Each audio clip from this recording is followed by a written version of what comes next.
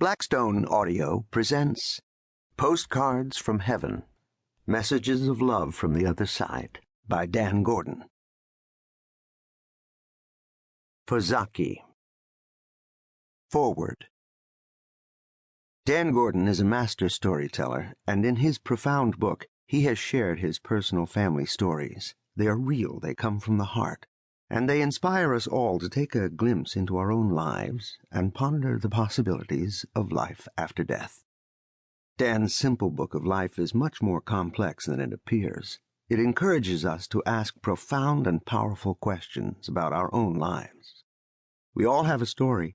Our stories differ according to our personal circumstances, but still they belong to us. In my own journey, I try to make sense of the complexity of life. I want to believe that life is eternal. I have no concrete proof of that, but I know that when I think about it, it changes the way I feel about everything. What a different world it would be if we could look at life and death differently. If life were indeed eternal, how would we all go about our lives? Would we worry about death, about getting old, about money, jobs, relationships? Wouldn't we simply focus on being alive and fully functioning on this planet right now? Would we say, "I love you," and mean it? Would we cease to care what others thought? Would we begin appreciating the small things that life is offering? I believe that our world would begin to expand. We would see, and more importantly, we would feel the shift taking place within. When my father passed away, I was filled with sadness from worrying about my mother and how she would manage without him. How could she continue to live alone in the home they had shared for 62 years? One afternoon after his memorial, I walked into a large commercial store, and they were playing my father's favorite song over the loudspeaker, Louis Armstrong's "What a Wonderful World." I stopped and immediately knew and felt that this was my postcard, my own personal postcard from heaven.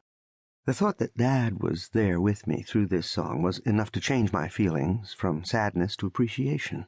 My vibration had changed. Did I miss him? You bet.